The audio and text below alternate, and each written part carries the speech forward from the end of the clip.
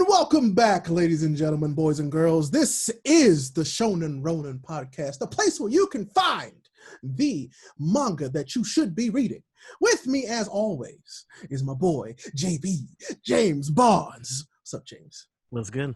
Hey, and also, right next to him, my boy, Legend D. Vash. What's up, Miguel?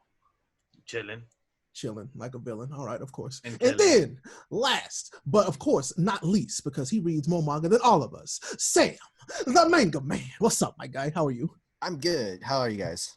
Great. I'm really happy that we can do this. I love this show because it's so chill. I feel like I thought our regular show was chill, but this show is like super chill. Like, I love this. So tonight we're talking about a few different manga. I mean, we've talked about a few of these before, but we're kind of going to go into a little bit more detail on some of them. So tonight we're going to talk about My Hero Vigilantes, one of our new favorites, Hard-Boiled Cop, Undead Unluck, and I mean, I think the group favorite still currently, Bone Collection. So I just kind of want to give you guys some housekeeping before we get started.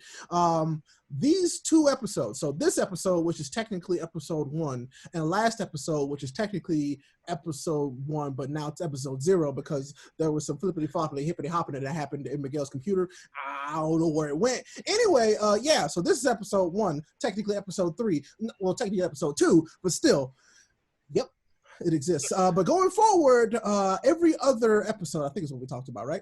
Every other episode will be free for you guys on YouTube or whatever service we decide to put on. Probably just YouTube, really. But everything else will be Patreon exclusive. So if you would love to hear the rest of this show and, you know, the episodes that we are very passionate about, make sure that you go and check out our Patreon. What's the link for that Patreon, boys? Patreon.com/animelately.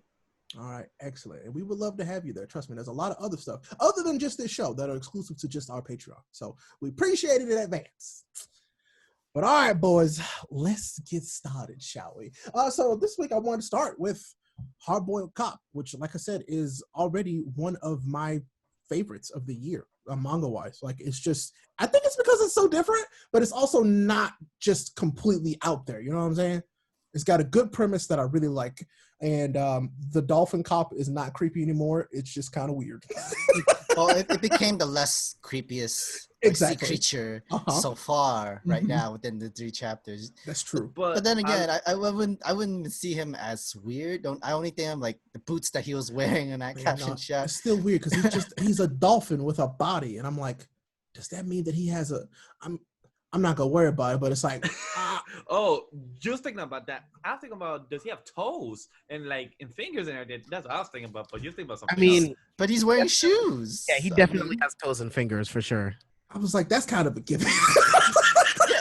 I mean, like, are the hands? You think he just had in the boots fins that are just bent? What? Wait, how do you think he pulls the trigger from a gun? Yeah, I mean, when you look at the panels, he has. So no, but thing what I thought that he had does he use guns? I wonder. I can see Miguel laying in his bed and I stared at the ceiling. Does he have toes? No, but see, it's kind of like that meme where girls be thinking he must be thinking about other girls. Like, no, I'm thinking about, does he got toes? Does this dolphin man have toes? And how do his hands that I've clearly seen work? Yeah, I don't know. Yeah. It shows that he's the most normal one because we see this guy, this explosive octopus dude, literally was mad because the dude was been throwing garbage to the ocean. That's how he was mad about. Which, I mean, that makes sense. That's literally their home. Like, it's like, hey, this is my house, and y'all think that your house is better than mine because you're throwing your garbage in mine, you know? But it's just... what they talked about is kind of like the evolution of these species and like how there's 95% of the ocean we don't know about, which is awesome because they can do stuff like this and they can literally do whatever they want. Yeah. Because they could just make it up and it could be cool. I will say this octopus thing way creepier than the dolphin man. I did not like that at all. It really reminded me of the Resident Evil octopus kind of thing. The first time I saw it, okay, we got Resident Evil. But it's like he's like an octopus, but like from the inside out, and I'm like, that's not okay. No. Like he has a human shell. It's like, I don't like it.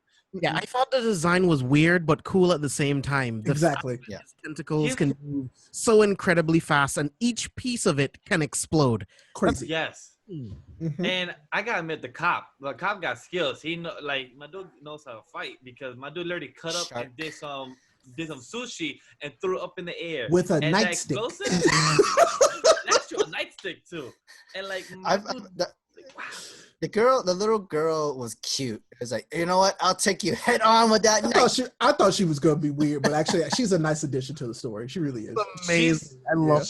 She's going up in the ranks of who's the cuteness right now in Shonen Jump, because before it was my girl Anya, but now she's going up in the ranks to be tied second. I mean, she's also hilarious though, so that's why it's like I love it. Like she's legitimately written really well. She's hilarious, so I appreciate it. And like they haven't really explored more of her powers, but she actually like discovered that it was like an octopus dude explosive and the reason why he's so angry and stuff like that. It seems like she's almost like Aquaman's power. Maybe she can knows what they think about. I was thinking, and like she could probably have speaks to the sea creature.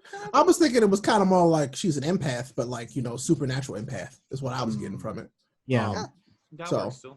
Yeah, but I was like, I didn't mind it. It helps, and it makes her relevant to the rest of the story. So. And the dolphin dude, he is very brolic. He's like, all right, guys, do not move. He punches the ground, just literally lift up all the octopus pieces. My dude literally went from the ocean to the ground right from the octopus in quickness speed. He literally went. Yeah, I was gonna say, I think the tentacles flew up into the air because of the speed and the wind. Yep. The acceleration. Yep. I'm like, oh shit, yeah, dolphins are really fast in the ocean, but evolved one would be even faster. Like, oh shit, it's awesome. With them feet, with them toes that Miguel keeps actual thinking about. Toes. God, but no, this is another good. Like so far, I haven't found anything I don't really like about. Like I like everything. Like so far, I like the pacing. I like that it kind of wraps itself up with every chapter to just kind of leave us guessing what the next one could be about. At least so far, I'm sure they'll get to that at some point where there's bigger things that they want to talk about. But so far, it's just fun. What I find really hilarious where the people in the entire island kind of see this as normal. Yeah, no, because they don't know anything else. Yeah. But Shark was like, how do you see this as normal? Like, what the hell? I'm not the same person here. That's for me as well, because at the end of the chapter, she also like, how do I write this in the police report? I'm like, I would like to know too. How would you write this? Like, literally. Okay, so that would be a really cool page ender for not chapter, just page ender for every chapter is the police report that she writes. Yes. That would be hilarious to see. Octopus was mad. Garbage was thrown in front of his house in the ocean. That would be so good. And blew up. Yep. Apparently they get to walk away with that. It's fine. They don't need it. But that was like a terrorist attack. It really was. Talking about the last panel, like one of my favorite parts was the last pieces of dialogue. Just mentioning the name Shark and Dolphin would be enough to send the toughest ocean gangs running, but that is yet in the future. That makes me so hype. That's really cool. Like, come, dude, Shark and Dolphin. I 100% agree with that because this reminds me of how My Hero Academia started about Deku being the #1 hero. So it literally reminds me of like, okay, so is this like an adventure of how them being the best detectives in the world as well? I'm like, okay, this is how it's gonna go. I'm gonna stick with this as well. I'm wondering if there's ever gonna be a sea creature that joins the force, but it's almost like Training Day in a way, like a crooked cop sea animal. Who knows? Actually, exactly. Who knows? Like. Because like sometimes you see that in like Fox shows, like there's their own cop show. There's always like one bad cop that's somehow the best friend of like the main characters that we don't know, but he was just really crooked and stuff like that. I almost guarantee that'll happen. Yeah, I almost guarantee that'll happen now. Like, so this is where you've been. So you changed, bro. You used to be so different. It was dark. You was up here in the gangs with us before, and now you came here. You're trying to help them out. Oh man, I'm gonna join you too. It's all about the money. I can see this. Oh my god, yes. It'd be great. I'd love it. I love the reminder that 95% of the ocean is still undiscovered. Dude, we could see evolved megalodons, evolved whales, all types of crazy shit. Kraken. Krakens, there's so much potential. That's what I want. I want them to come up with a real shark, and then they can meet shark, and they're like, "I thought you'd be a real shark." I can't wait. Yo, imagine a kaiju coming out. How would they do that? We don't know. It's possible. 95% is completely undiscovered. Man, I tell people all the time, we know more about space than we know about the ocean, and that's crazy to me. That is a fact. The ocean is literally right here, and we know less about it than we know about what's up there. Imagine if we have weapons to fight against off the ocean, because right now we haven't seen any of those things other than dolphins. Imagine we actually have some weapon like, there's a weapon to fight like, and the shark guy would be like, "Where was this last week? I needed that." I mean, technically, our weapons is polluting the ocean. That's true. Yeah. Also, and then the oil spills and other dirty stuff that goes into it. I'm even thinking like, if there's gonna be a weapon, I don't know, a giant net, like fishing net kind of thing. I mean, good luck. Who knows? All these things are super weird. The conventional things ain't gonna work.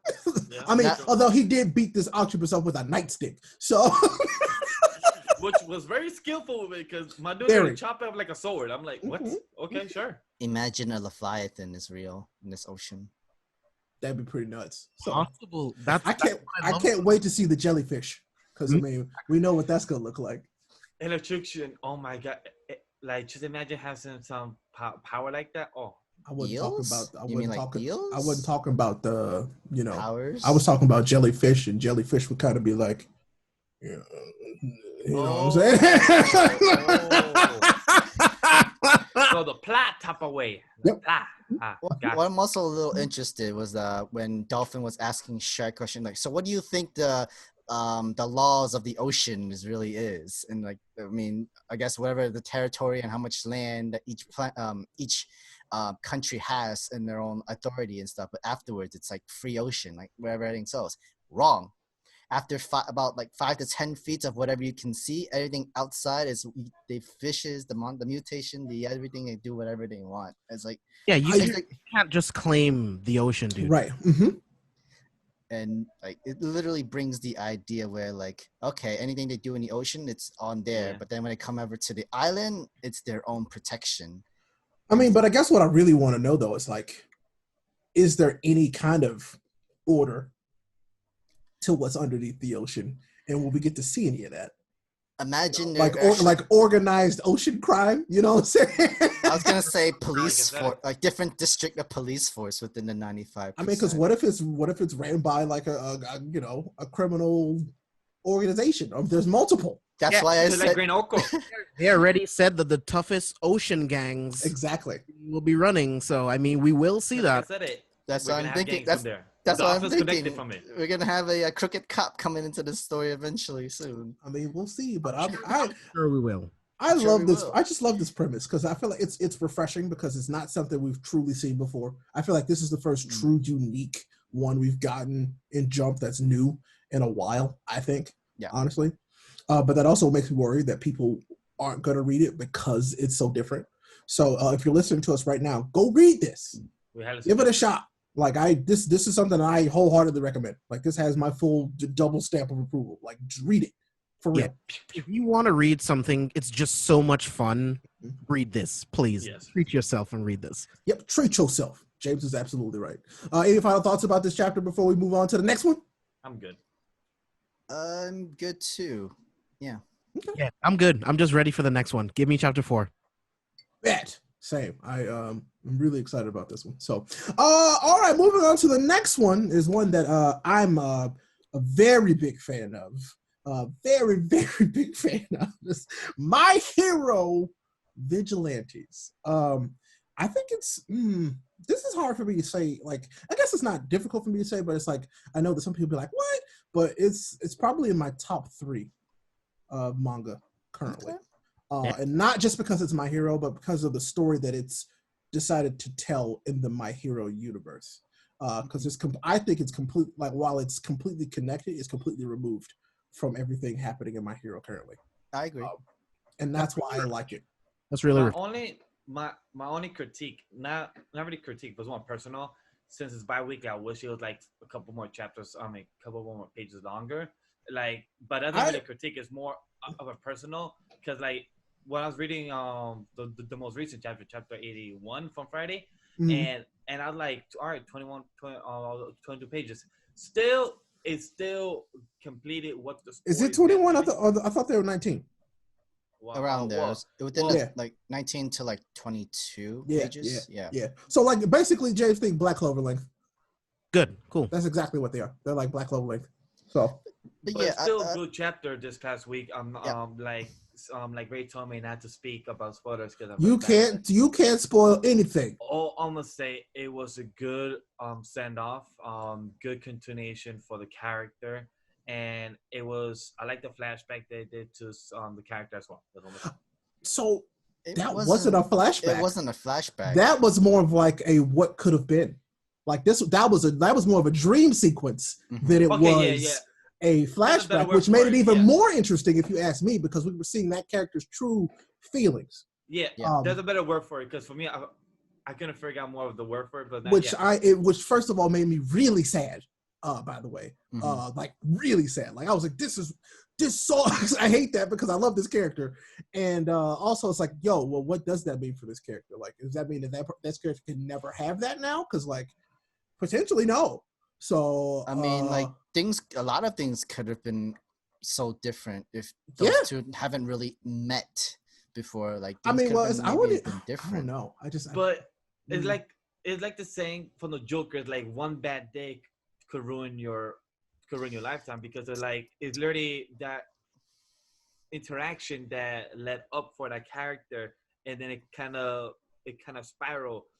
I mean, but this was still done to this character. It wasn't like this character chose to do this. This was done to that character. Yeah, like they were forced into this against their will. So it's like that's why I feel even worse for this character. And like I was telling James, like the main bad guy in this is a bad dude who I can't stand. I don't think I've hated any other villain in My Hero period like I hate this dude. Mainly because he's been continuous. Like he's always worked behind the scenes of every other villains and stuff like that. He gets away every time, and it makes sense of how he gets away every time. And that's what I hate, because I'll be honest, nobody currently was strong enough, is the word I'll use, to catch this dude, which sucks.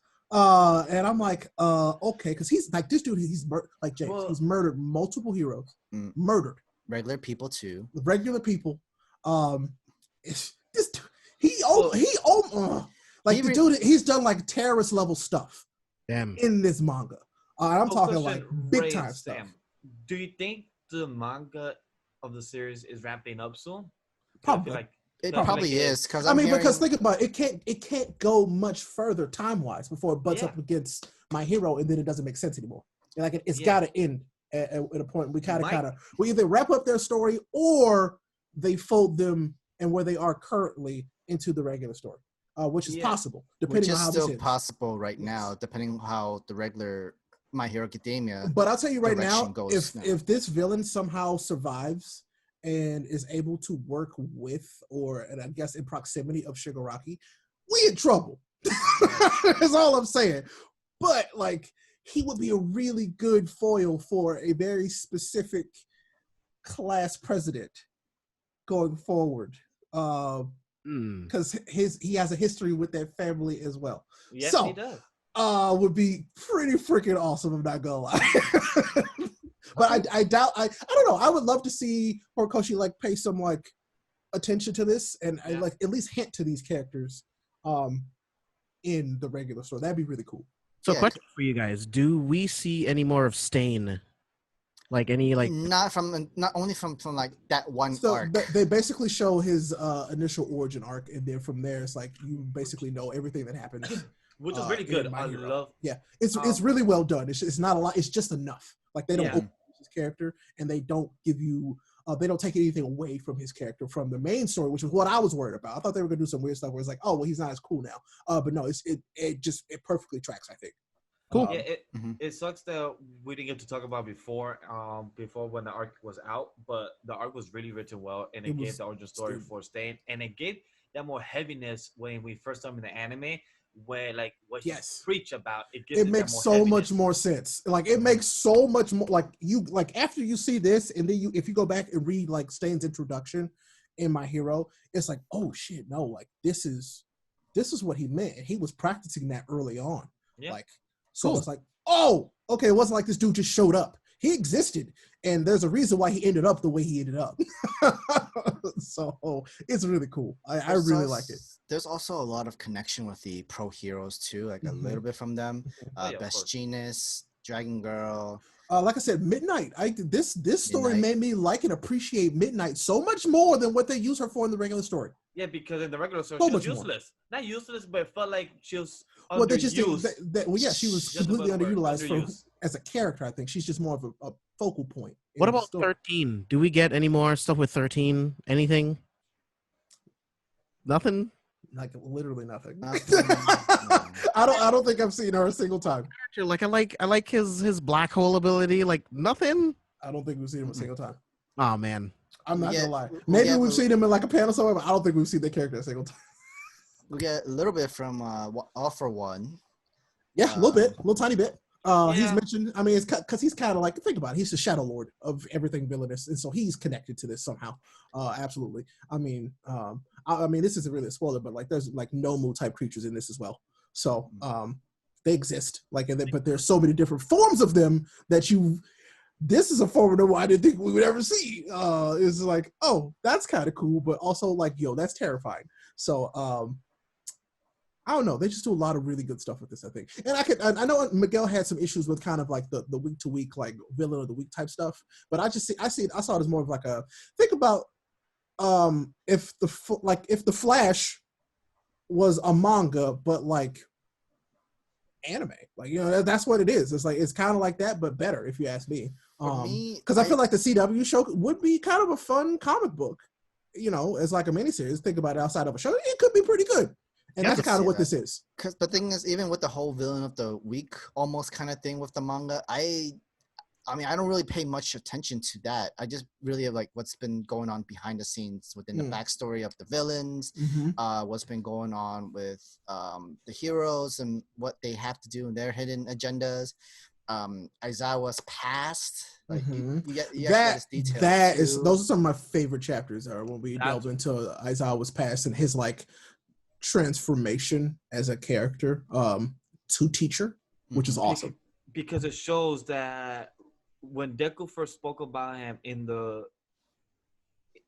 anime, when he said, "Oh, that's the guy that was in the shadows of always, being the dark in the whole underworld and everything," and then he was always curious about what was he like before, and then it shows you that transition of how you became the guy from the underworld that always was going against the bad guys to now who he's a teacher, and that too is my favorite arc so far throughout the whole series, throughout the whole past 81 chapters.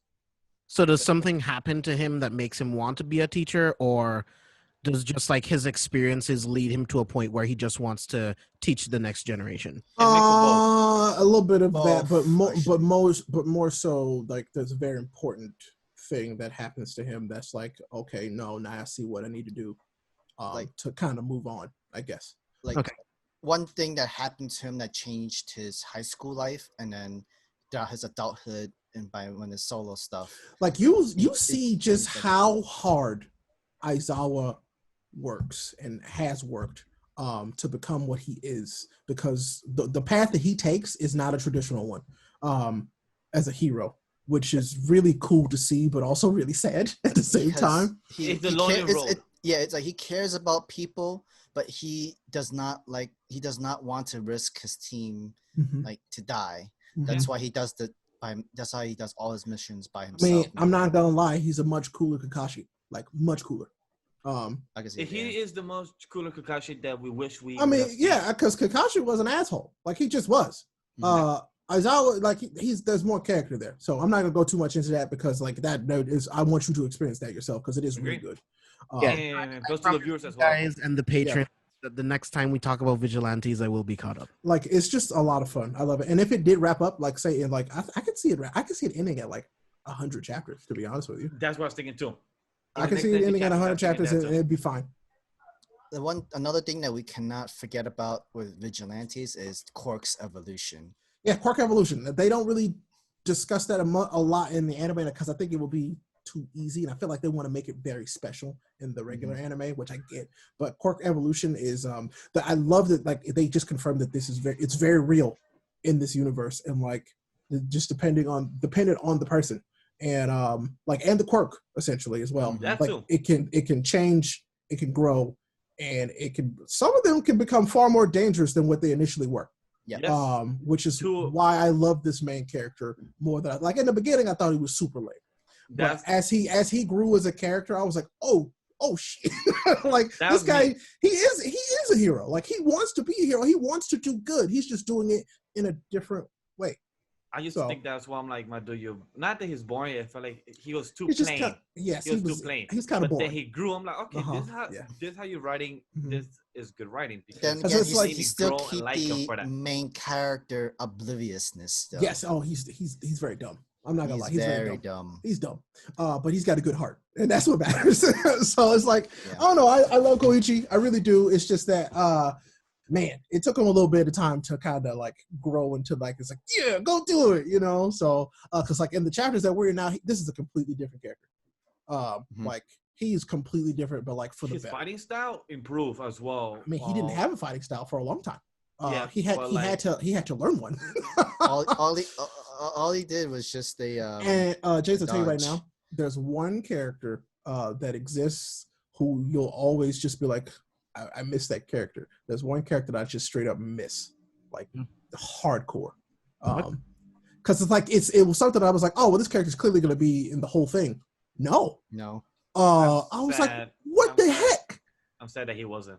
Yeah, but he's got a great story. Like God, it's so much fun. So like I'm telling you, Vigilantes is great. If you like My Hero Academia at all, I would love to do a spoiler like show about this manga because it's great. Like I said, we just had a really big appearance from Endeavor, which is really cool. And this is like early Endeavor, which he was such a jerk. He was such a jerk, but he was powerful. So it's like, oh man. But yeah, I want you guys to check out My Hero Vigilantes and enjoy it. Like, I mean, maybe it's because I love My Hero as much as I do that I'm just happy that we have something that's a spinoff that's as good as this is, because there's a chance this could have been terrible. But I think it's pretty good, to be honest. And I know I'm biased because I really like My Hero, but like I think this is pretty good. So yeah. Anything else from Miguel or Sam about this before we move on to Undead Unluck? In a non-biased way, it is a good storytelling. If you love My Hero Academia, this actually does help a little bit more world building in this entire way. And who knows, there's gonna probably be more connections between like this story with the originals, with the main story with itself. If you want to know more about certain characters, you kind of can with Vigilantes, and that's the best like opening and opportunities that you can actually have, because there's a lot of interesting characters within the main series, and Vigilantes has the opportunities where they can help build that story up for them. So it's all good for me. Cool. Good. That makes me really happy to hear, because like I said, I just enjoy it. It's just fun. So I love this. I love this world and love this universe. And this also sort of kind of confirms some theories about where people think things might end up, or we might be getting more stuff from location wise in the current manga and anime. So yes, you'll get there. Yeah, you'll get there. But anyway, enough about Vigilantes. Let's talk about another crowd favorite around here. Let's talk about Undead Unluck. And I think I'm going to let Miguel and Sam kind of drive on this one, because I know that Sam likes this one a lot too. Yes, I do. You want to do this one, Miguel? Me and Sam started reading this once it first came out. Me and Sam were curious about this. I think I recommended to you, Sam, or we both went on at the same time. I think we both went on the same time. You both were on it about the same time, and you told the two of us to check it out. Yeah, it's one thing I have to. I'm not fully caught up. I'm chapter 14, so I'm literally like I think less than 10 chapters behind, because I think it's now chapter 22, 23. 20 something. Yeah, I know it's 22, 23. I'm caught up. It's really good. The art style is so underrated. Within the past week, I've gotten 3 other people to read it, so I'm very happy about that, because the art style, it has almost a double spread of 2 or 3 pages every chapter, and that's very unique, because doing a double spread is very hard, because that's extra work to make it clean and look nice. And if you have seen that in My Hero in the most recent chapters, it looks freaking beautiful. But to see in Undead Unluck in the most recent chapters that me myself I've been catching up, I've seen it in the most recent from chapter 7 to chapter 14. Looks beautiful. The comedy is there, the characters, and I love the power system. The power system reminds me a lot of JJK and a mix of something else. I haven't put my finger on it, but I like the idea of the it's not curses. The rules, like the rules of what you can do with it and what's your limitation. Yeah, the power system is really interesting. Like, I think that'll be the part that'll get you most intrigued, James. Yeah, like, it's the power system is actually pretty cool. Because you meet other characters, but then you also, when you get to chapter, I think 8 or 9 is when you meet the big bad of the book, and that's very fascinating. Where it's like, okay, so we know the end goal, we know what is execution. How do we get there? So I love that, and I like the build up. So the characters that we met so far as well is really intriguing. I hope to meet more until I'm caught up by it next week. Sam? Okay, let me add into it. So coming from the first chapter, there was a lot of unexpectedly that first chapter, they had to add censors and explicit stuff, and you had no idea Shonen Jump would have like adding censored into their mangas and etc. Which I mean, I kind of like, but it's like I also like that the fan service is on both sides. Does that make sense? Yeah, it's more towards the comedy way for the fan service, and like it's not. Kind of supposed to be that inappropriate way, but in a more it's absolutely inappropriate. It's definitely on purpose. But like he has his own purpose. Like we know the guy, if a guy that can't have lived so long that can't die wants to finally die, but he can't do it. He had to find some weird like ways to figure out and be able to do this. But her powers OD as well. When in the beginning of the first 3, I think the 3rd chapter, she literally brought a meteor down to the whole building. Yeah, like there's a lot like these powers can go above and beyond the entire galaxies, and they kind of explain it into the story, which is really cool and really weird, but like that's what I read Shonen Jump for, you know? That's why I read stuff like this. It was like, oh, wait, your power is just literally that you're mega unlucky. Oh, okay. And you can make other people mega unlucky? Uh-huh. Okay. You can weaponize unluck. Excuse me? Yeah, that's insane. James, you're up to chapter 5, right?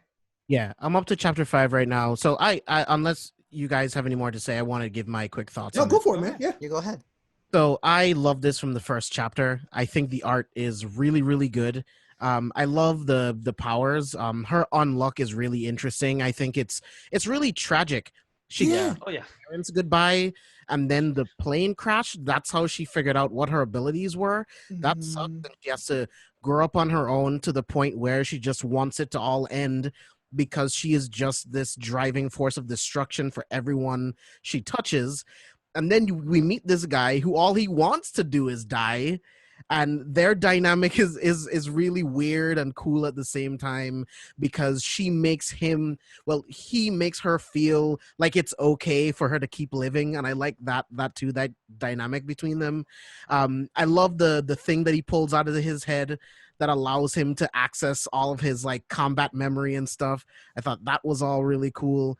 This is going to be a really interesting series. I'm going to catch up on this really, really quickly. So by the next time we talk about it, I'll be all caught up, but this is really cool. And I can't wait to see where it goes. What I really like, go ahead. No, I was going to say one thing I wanted to add about that. When he takes out that piece of his head, it really makes it interesting because there's other different personalities of his side as well. You see his main side is, but once you take that out, you see the gruesome comeback side. You see the samurai side that he showed as well. So that's really dope. Yeah. I mean, I still don't even know if they've told us officially how much time he's like truly been alive. And how far his memories go. I thought it was more than that. I think it's more. 300 or 500. I thought it was. I'm pretty sure it's more. It's more. Yeah, I think it's 300. And that's why the chip is there. Because I think it's 300 or 500. Mm-hmm. But like, what I really like about the powers is that you can get very creative of like how much more of a weapons they can become. He does some gross stuff. I think there's one panel where he literally cuts his fingers and then shoots them as guns. He shoots the tips of his fingers as bullets, James. It's very gross. It's very gross. And And plus, the it art does- there and that's draws not a its- lot of red. like That's blood. not the I'm like, limitation of No, it it's either. not. It's not the Yeah, there's limitation. more. That's like, and then like you could somehow like fly with this ability if you just cut off his legs. Don't and spoil stuff. that one for him because that one's super gross and it's weird when you see it for the first time. I oh can't- Like, yeah, He's just super weird, but he's hilarious, and he's Yeah, just he is hilarious. he's hilarious, and like he's I mean, just he's like got nothing to lose, you know? Yeah.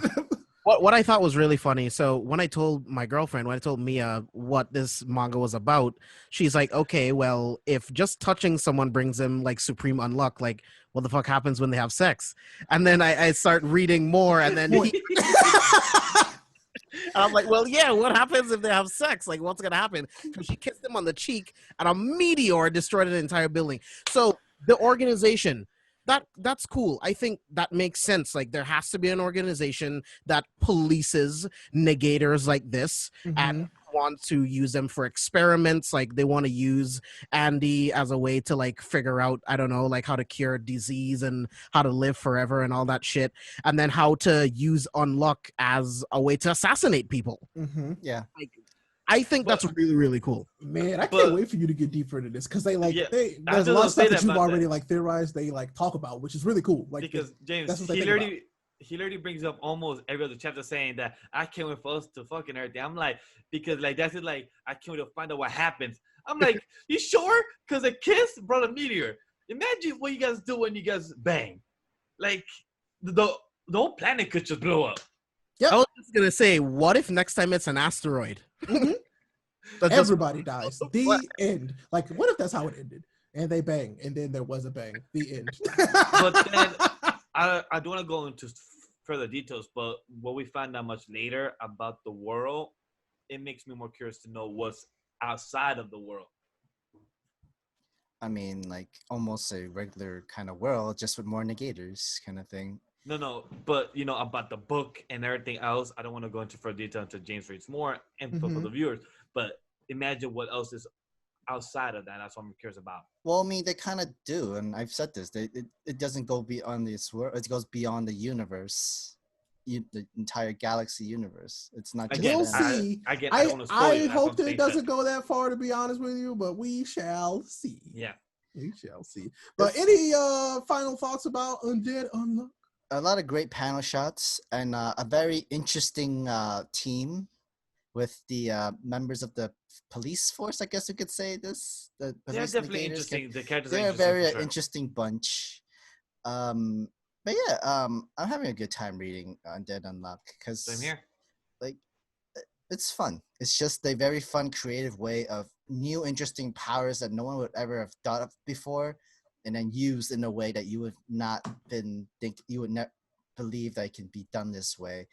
If I were to use an example with James and his idea of gravity magic in Black Clover, and it goes to its far extension, even more. This is kind of it. It's like your imagination's the limit when it comes to your creative powers of this. Like no matter how weird, how crazy it could be, if you know how to use it, it can work this way you want it to. Yeah. That's cool. And that's why I like it. It's great. So, all right. Is that it for Undead Unluck? Yeah. All right. Until the next time we're all caught up. That'll be a good one, too. So, maybe we'll make like breakout episodes where we just talk about those ones when we're all caught up on them together. Like, we'll just talk about that one. I think that'll be good. So, good point. Okay. Well, as we traditionally like to do now, I think this is just how we're gonna like end every one that we talk about. Is we're gonna end with Bone Collection, the group favorite, which has gotten very, very, very good. Chapter 10 was kind of but chapter 11 brought heat. I was like, and things have escalated quite quickly. So I mean, where do you guys want to start? I just want to say, Foxtails, the art of him in the last 2 pages looks amazing. It literally looks fantastic. Something we were saying before we started is like there's always a fox demon, like always. It's what's weird is that this entire shonen like chapters, we're seeing the organization, evil side of the organization and their members right now, and it's actually looked pretty sinister. Like each and every one of them, it's like you would see all the Japanese folklore's story in their own like kind of monsters with Fox, the Kitsune, the trickster fox and enemy. Yep. And then learning the story of how we actually kind of learn a little bit more about the powers that the boy have, because there's actually other members who use this soul. Which that was kind of annoying. It was like, Which yeah, if you use this spell, you die, and then you have somebody who's been using it for I don't know how long. Oh, okay. That got me not mad, but that got me. I'm like, so literally, it wasn't the people. It wasn't him that was bad. It was the people that was, his family and the people telling him to not use it because they didn't want him to use it. Because he technically could have used it. It's just that people didn't want him, and that's. But I think for this one, it was like under certain like special situation, especially when like they're still kids. One of them was actually blood related, like a sister, and she's not really dead. She's not a ghost. She just got possessed by a cursed fox, and it's just but still, like they had to choose to let them use that spell specifically because like it's called discrimination. Yeah, I just thought it was weird, but I'm like, I mean, it's cool because it helps with our plot, but still, it's like. Okay. Like for me, this is real life. I mean, our government tells us things, to keep us in check all the time. And you have to realize how powerful this yokai spell is. That kind of power can't just go into the wrong hands. It has to be some way. So that's why they don't want people to use it. But I think the storytelling and the pacing in this is really good. I like that we get to use these two girls to pretty much show us what the yokai spell can do with what's his name, Kazumi and Pyra. I can't wait to see what they'll be able to do at full power when they're able to fully sync with each other. So this was a good tease of what they'll be able to do. I mean, because they say something like towards the end where she's like, because she like they're pretty strong, like they're very strong, like apparently but then they tell us, they give us a glimpse of the potential of these characters based on what they've already been doing and how basically it's nothing, but compared to what they could be doing is insane. So because I mean the girl with the fox yokai, what level yokai is she? I mean, Pyra's an SSS class. Like, so I think they said that so if it's the same QB, which it technically could be, I think he was a double S rank. Right. Yeah. So I mean, we'll see. Yeah, because I was looking back, and when we saw the SS ranks of the yokai, I saw a fox there before. So because I looked back, in I think that was chapter 7 or 8 is the one I looked, and there was a fox there in the background with her, because Pyra is one of the big SS rank. So I believe that the one that we're about to fight at the jail or at the prison, he's also from the same high rank as he's a double Pyra. S rank. Okay, double S rank. There you go. Okay, but I feel like the ranking might not be as the whole power level intimidation in a way. It's just like power ranking. Well, class level is what they believe their like strength is up to that certain level. We don't know if they can go even more beyond the levels that they hide. So you're saying you think they could surpass their limit? Yeah, I probably think they can. Because right now with Pyra, you would if she's the most highest SSS class like yokai, doesn't that mean she could technically rule? If she wanted to, she could technically beat up the SS like yokai fox in a way. Yeah, on her own. She's now in the human world now, so she doesn't have that limitation. So those are limitations on her. That is why Kazumi has to take the power out of her for him to use her full extent of her power. Dude, it's going to be insane. Like when they really figure it out, like he has the ability to absorb more yokai energy than any of the 4 Exorcist Kings. Like that's insane. And to think that he has the ability to pull the power from an SSS rank is insane.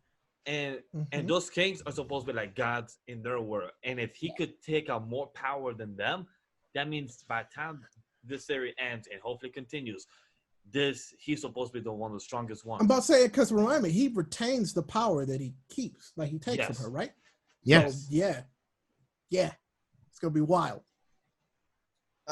Also interesting that we're gonna find. I feel like there's gonna be more other demons like yokais like Pyra that's gonna join with him? Because I feel like he needs more power than just with Pyra alone. Maybe. I don't see that because the thing is their relationship is what makes them stronger. Yeah. Mhm. I don't think he'll be able to find that kind of relationship with multiple different people. But I mean, Well, remember, like he's a pervy kind of kid. And Right, like, but still, they basically said like your sync is what matters the most. I could see that. And that's why they introduced us to these two sisters because they had a special bond. So Yeah. I was like, yeah, okay, I can see that. So that makes sense. Like it won't be like a harem. You know what I'm saying? No, yeah. Yeah, because I hope it doesn't go that way. I don't think so because that's what they were there for him to teach him. Like, hey, the bond is what matters the most. The power of friendship, the power of you connecting with her is what matters. So don't try to fling around. It's like they were trying to teach him a lesson, and hopefully he kind of learned it. He kind of figured it out. It's more like they're forcing the lesson onto him, even though like he can't like freely learn on his own. Mainly because like this power to use is illegal and it's not supposed to be used anyway, and that restricts him for trying to learn even more about it. But in a way, he just wants to be one of the top guys within the clan, the society. Yeah. So, but my favorite part of chapter 10, Hayami. Dang. Wait, chapter 10? You mean chapter 11? No, chapter 10. I'm talking The about other that gods. specifically. The other god. Oh yeah. Heavenly god, yeah. No, just the girl, from school that he bumped into before they got on the ferry to the island. Oh. Yes. I thought you were talking about the samurai guy. I mean, well, that guy looks like a wannabe Zoro / Colonel. So he did because yeah. he definitely did for sure. Yeah, I mean, he literally refers to her as the most beautiful girl in school. And I was like, no, I mean, that's a great design. Yeah, not bad. Not bad at all. I can see why. So, but no, I like it. But Pyra beat the shit out of this fool. yeah, she did. Like, oh my god, the knots on his head. Yo, it's like a whole tower. Like, that's nasty. I don't want that. Eventually, it'll come to the point where he can actually like stop her because she's drained enough power where she can at least match it, where not too much of her strength that's like her own, like on her own, that's like giving him more bumps and everything like that. Because he retains it. So eventually, he's gonna at least drain half her powers by then and be just as strong as she is with that 50% synchronization and everything. And I think if she would feel more like a human girl, because she don't have to worry about holding back in powers, holding back her strength, turning into a form and all that stuff. I can feel like that situation would happen in a way. I mean, maybe, but I don't know. I want this one to keep going because, like I said, the way that this one ends, I'm like, we could get some cool stuff. And they just told us about the potential of what it could be. So I'm like, yes, please. And plus, let's assume that he's going to learn more actual exorcist abilities on top of that. So, yeah, yes, please. Same here. I mean, I don't think he'll learn other spells of exorcists, but I think we'll just see more creative of the weapons. I think he might spells. like some that he Spells like actually can use. Because I mean, not all of them. Spells. I see him using support spells, but his main spell will be the yokai. Like strengthening and stuff. Yep. Agreed. Because I mean, as he gets more energy, I would assume that he has more potential to learn stuff like that. Yeah. So, yeah. But no, I love Bone Collection. I guess if you guys want to keep talking about it, I'm more than willing to keep talking about it. But if that's all we got for these 11 chapters, which you should absolutely check out. If you're not reading Bone Collection already, you absolutely should. If you're a fan of stuff like Soul Eater and I don't know, Bleach even, absolutely give Bone Collection a shot. I would even go as far as to say is if you are an old school anime fan who's a fan of Inuyasha, you will find something to like in Bone Collection. I can see that, yeah. So all good call. Give it a read. I don't think you'll be disappointed. It's actually pretty fun. The pacing is pretty decent. Strong. I feel like there's some strong characters in this. I mean, the MCs are the strongest ones, but that's the point. So yeah, no, I love it. But anything else for you guys? I'm good.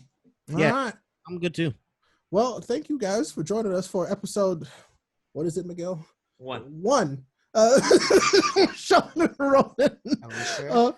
Yeah, Sure? I mean, that's what we're gonna call it. This is episode 1 now. So yes, congratulations, you made it to the end of episode 1.